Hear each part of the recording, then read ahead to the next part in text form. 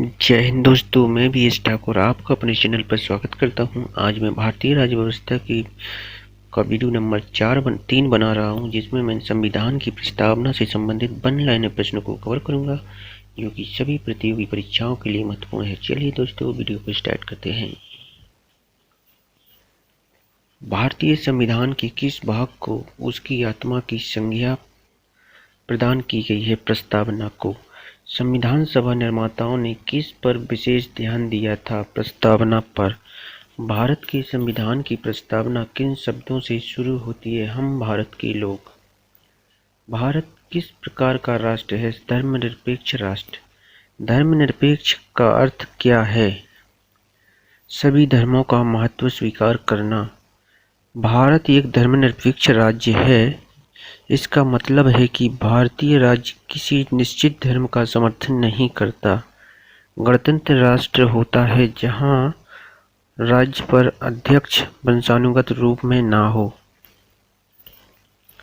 भारतीय संविधान की प्रस्तावना में भारत को किस रूप में घोषित किया गया है? एक प्रभुत्व संपन्न, समाजवादी, धर्मनिरपेक्ष और प्रजातांत्रिक गणराज्य।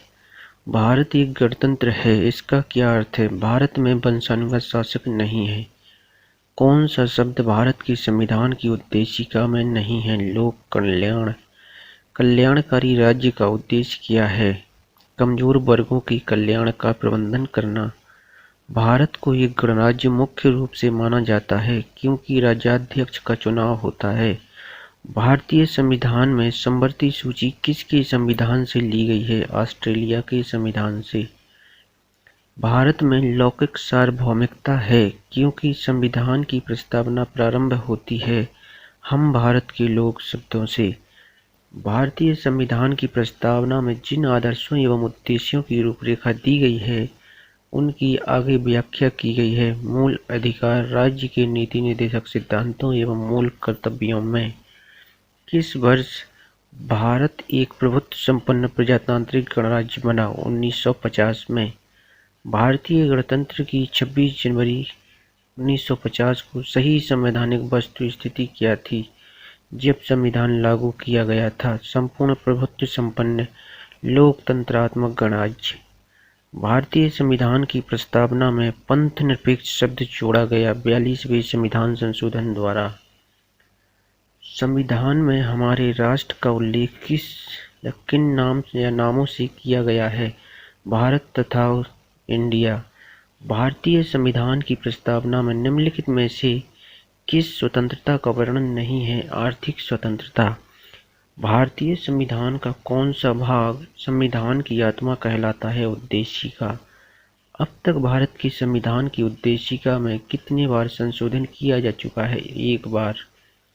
भारतीय संविधान की उद्देशिका में परिवर्तन किस संशोधन अधिनियम में किए गए थे? 42वें संविधान संशोधन अधिनियम 1976। भारतीय संविधान की प्रस्तावना में जिन आदर्शों एवं उद्देश्यों की रूपरेखा दी गई है उनकी व्याख्या की गई है। मूल अधिकारों राज्य के नीति निर्देशक सिद्धांतों एवं मौलिक कर्तव्यों के अध्याय में। निम्नलिखित अधिकारों में कौन सा अधिकार अनुच्छेद 19(1) का को अनुच्छेद 21 से मिलाकर पढ़ने पर प्राप्त होता है? एकांतता का अधिकार। संविधान के अंतर्गत मूल अधिकारों का संरक्षक कौन है? सर्वोच्च न्यायालय। भारतीय संविधान के अंतर्गत निम्नलिखित में से किसे मूल अधिकारों का संरक्षक समझा जाता है? न्यायपालिका को। निम्नलिखित में से किस एक अधिकार को डॉक्टर बी.आर. अम्बेडकर द्वारा संविधान की आत्मा कहा गया है? संवैधानिक उपचारों का अधिकार। प्रस्तावना का वह प्रावधान जो सभी वयस्क नागरिकों को मतदान का अधिकार प्रदान करता है क्या कहलाता है? प्रजातंत्र। भारतीय संविधान की किस संशोधन द्वारा प्रस्तावना में दो शब्द समाजवादी और धर्मनिरपेक्ष जोड़े गए? 42वें संविधान संशोधन। भारतीय संविधान के किस भाग में स्पष्ट रूप से घोषणा की गई है कि भारत एक धर्मनिरपेक्ष राज्य है? संविधान की प्रस्तावना में। संविधान के किस प्रावधान द्वारा अस्पृश्यता का उन्मूलन किया गया है? अनुच्छेद 17। भारतीय संविधान का कौन सा अनुच्छेद अस्पृश्यता का उन्मूलन करता है और किसी भी रूप में इसके आचरण का विरोध करता है? अनुच्छेद 17। भारतीय संविधान का छुआछूत उन्मूलन से संबंधित अनुच्छेद है। अनुच्छेद 17। भारतीय संविधान का कौन सा अनुच्छेद प्रेस की स्वतंत्रता को आश्वासित करता है?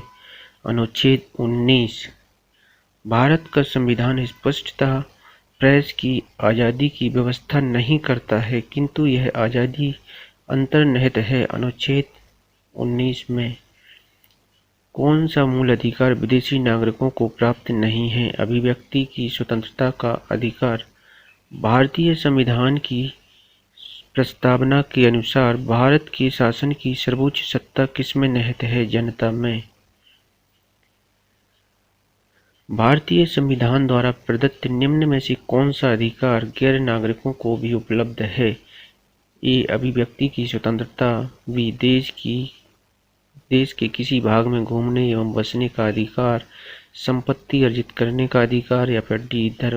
संवैधानिक निराकरण का अधिकार। उत्तर डी.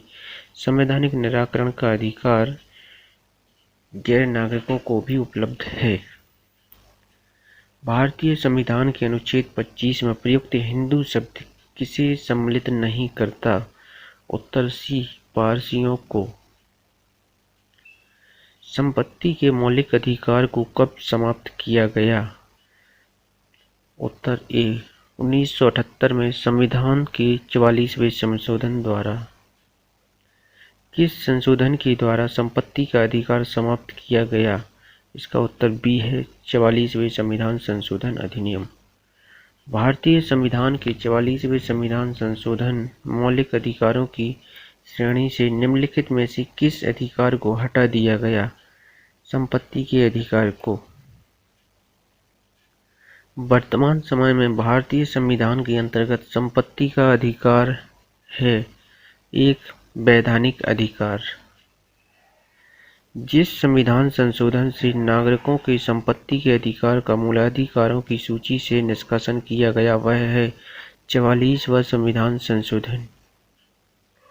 भारतीय संविधान की प्रस्तावना में प्रयुक्त समाजवाद शब्द को निम्नलिखित किस अनुच्छेद या अनुच्छेदों के साथ मिलाकर पढ़ने से सर्वोच्च न्यायालय को समान कार्य के लिए समान वेतन को मौलिक अधिकार परिभाषित करने की शक्ति प्राप्त हुई है? अनुच्छेद 14 तथा 16। बंधुआ मजदूर उन्मूलन अधिनियम संसद ने पारित किया था? बी. 1976 में। जोखिम भरे उद्योगों में बाल श्रम का उपयोग निषिद्ध किया गया है। अनुच्छेद उपर्युक्त सभी द्वारा भारत के संविधान द्वारा 10 दिसंबर 1996 के सर्वोच्च न्यायालय के निर्णय द्वारा और संयुक्त राष्ट्र के चार्टर द्वारा। इसका उत्तर है सभी। इस वीडियो में मैंने इस टॉपिक से संबंधित सभी महत्वपूर्ण फैक्ट्स को कवर करने की कोशिश की है। आप अपने सुझाव हमें कमेंट के जरिए जरूर दें। मिलते हैं अगली वीडियो में, तब तक के लिए धन्यवाद।